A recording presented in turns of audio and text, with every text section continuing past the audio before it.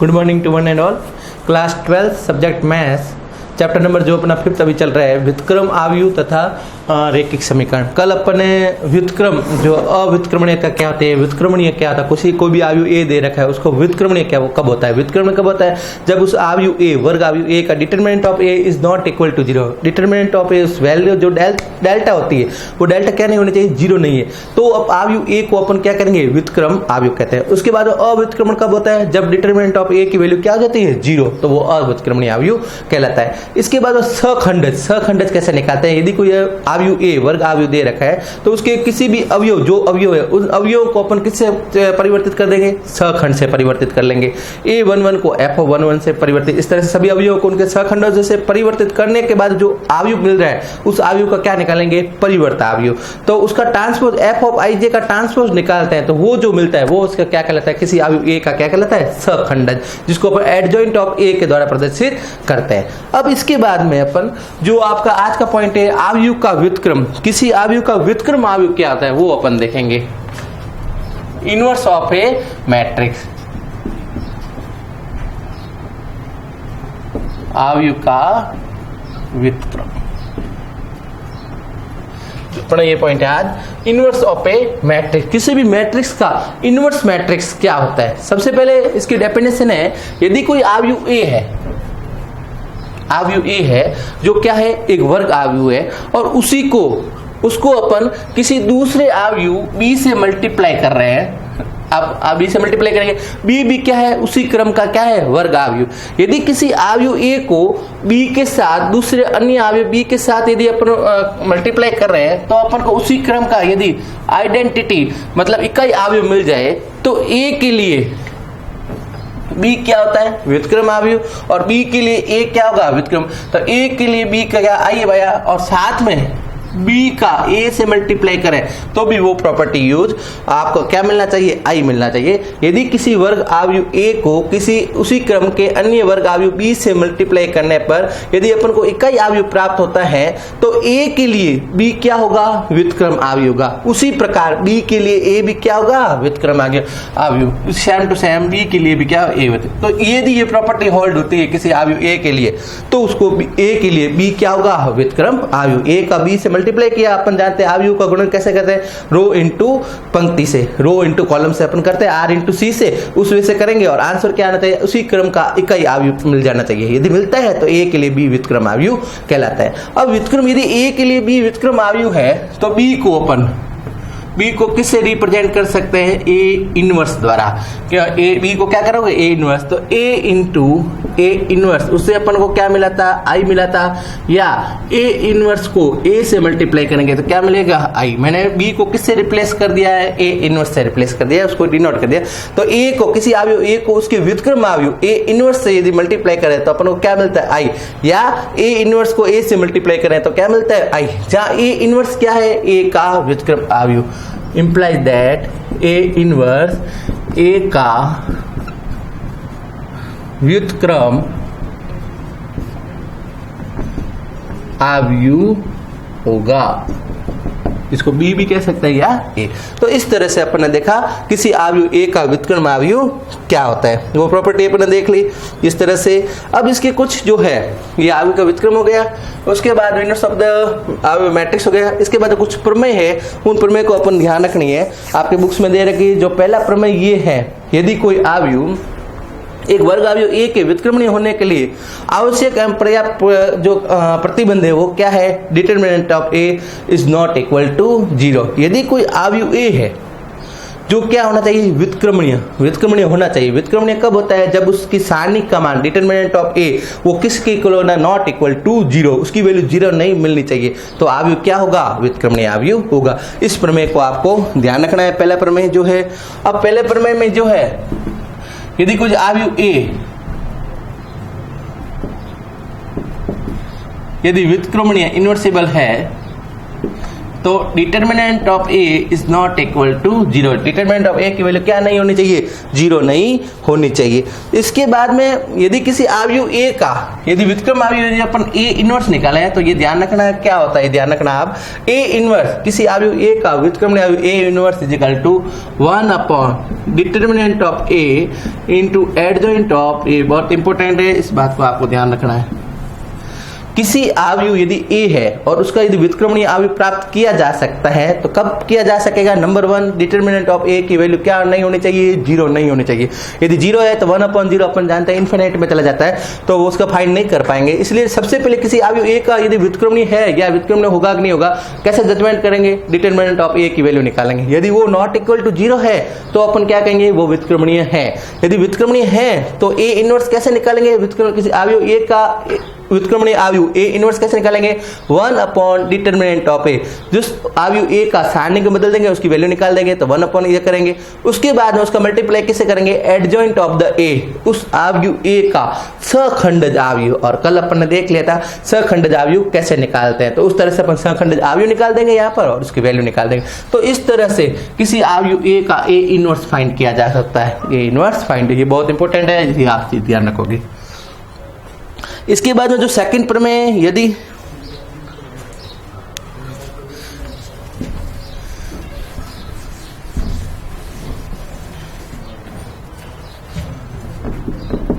Second में देख रहे हैं, यदि ए तृतीय क्रम का वर्ग अवयव हो, ए जो है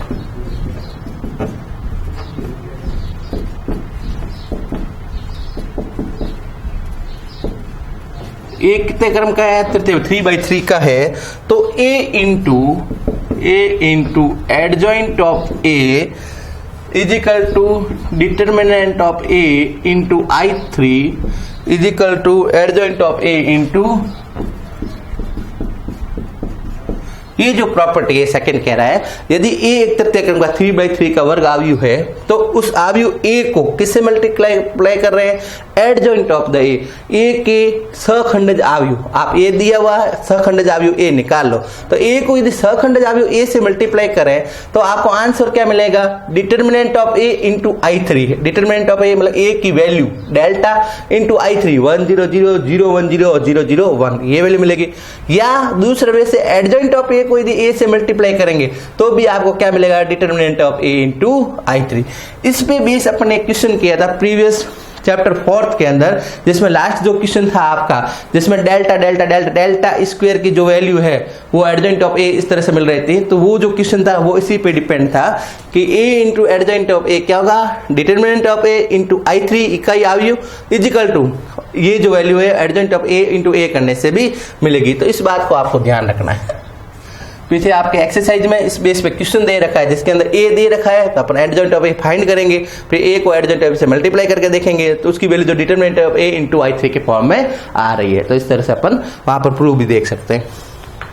इसके बाद में जो आपका थर्ड प्रमेय दे रखा है उसमें आपको कह रखा है, इसी के जो सब में दे रखा है, 2-3 पॉइंट अपन नोट कर लेते हैं। एक आपको दे रखा है ए इंटू एडजॉइंट, ये तो गया एडजॉइंट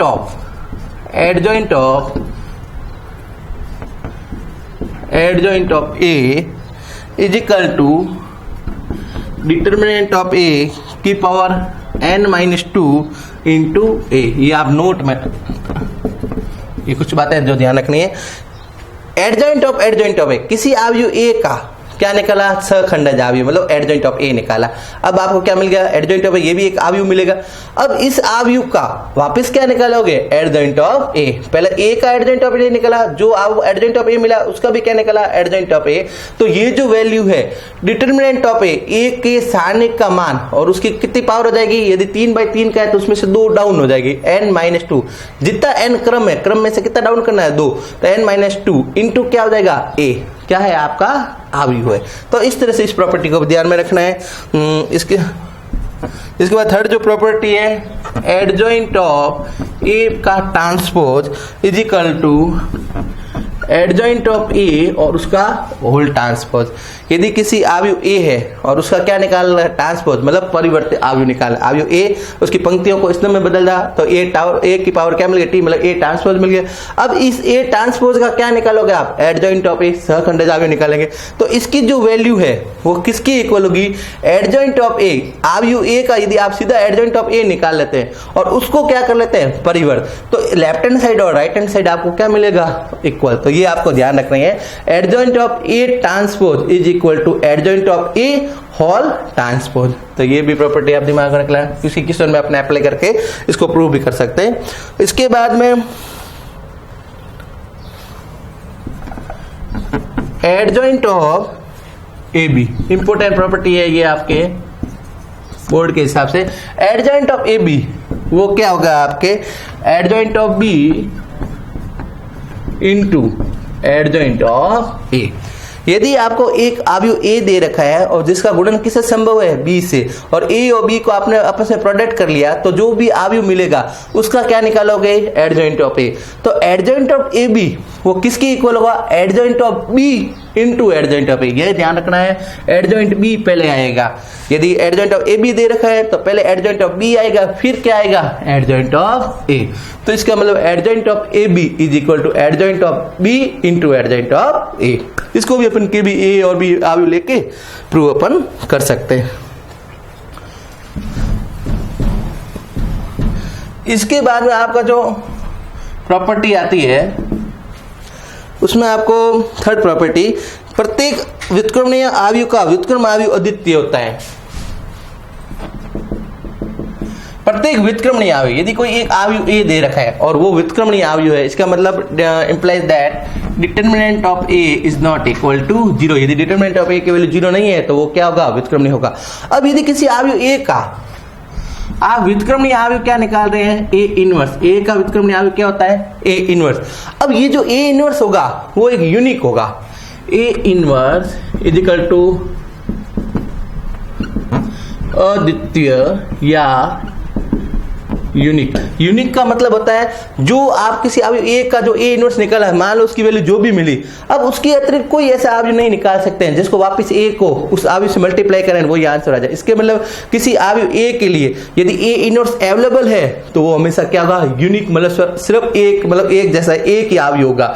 जो मान लो किसी अवयव का ए इनवर्स 1 2 3 4 आ रहा है तो उसका ए इनवर्स 1 2 3 4 ही होगा। इसके एक्स्ट्रा कोई दूसरा अवयव प्राप्त नहीं कर सकते हैं जिसको ए से ए बी से मल्टीप्लाई करें वापस आ जाए, ऐसा संभव नहीं है। तो उसका आंसर क्या होगा, यूनिक। ये ध्यान रखना आप, किसी अवयव ए का यदि कोई अवयव ए है जो व्युत्क्रमणीय है तो उसका ए इनवर्स जो होगा वो हमेशा क्या होगा, अद्वितीय या यूनिक होगा। इसके बाद में जो प्रमेय नंबर 4 है आपकी,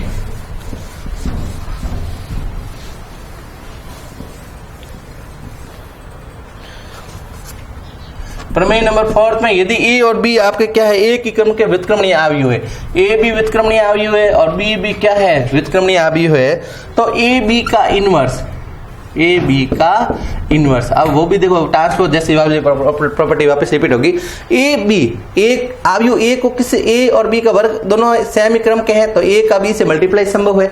अब आप ए और बी को मल्टीप्लाई कर लो तो ए बी मिल गए। अब ए बी का इनवर्स, मतलब ए बी का क्या निकाल रहे हो, ए इनवर्स निकाल रहे हैं, तो ये जो इनवर्स होगा तो इस इनवर्स जो है वो किसके इक्वल होगा, B inverse into A inverse. A B का होल इनवर्स जो होता है वहां पहले बी आएगा, बी इनवर्स इनटू क्या होगा, ए इनवर्स। संयुक्त रूप से ए और बी का प्रोडक्ट निकाला, उसका इनवर्स निकालो लेफ्ट हैंड साइड में, वो किसके इक्वल होगा, B inverse into A inverse. तो इस तरह से ये प्रॉपर्टी भी आप ध्यान रखना है। यदि अपने पास एक क्वेश्चन पीछे दे रखे जिसमें ए और बी की वैल्यू दे रखी है और इस तरह के प्रमेय को अपन को क्या करना है, प्रूव करना है, तो उस प्रूव अपन कर सकते हैं। और इसके बाद जो लास्ट 5th प्रमेय है आपका, 5th प्रमेय में दे रखा है यदि ए एक व्युत्क्रमणीय अवयव है तो अवयव ए ट्रांसपोज भी व्युत्क्रमणीय होगा। यदि कोई अवयव ए है वो क्या है, आपको कह रखा है व्युत्क्रमणीय है, मतलब determinant of A is not equal to 0 और इसका अपन क्या निकाल सकते हैं, ए इनवर्स निकाल सकते हैं। अब यदि अपन ए का ट्रांसपोज मतलब ए का परिवर्त अवयव क्या होता है, परिवर्त अवयव, अब जो ए का ट्रांसपोज, यदि किसी अवयव ए जो व्युत्क्रमणीय है और यदि अपन उसका ए का ट्रांसपोज निकाले, मतलब पंक्तियों को स्तंभ में परिवर्तित कर देते, ये ट्रांसपोज मिल जाएगा। अब ये कह रहा है यदि ए व्युत्क्रमणीय है, यदि अवयव जो ए व्युत्क्रमणीय है तो ए का ट्रांसपोज भी निश्चित रूप से व्युत्क्रमणीय होगा। इंप्लाई दैट ए ट्रांसपोज भी व्युत्क्रमणीय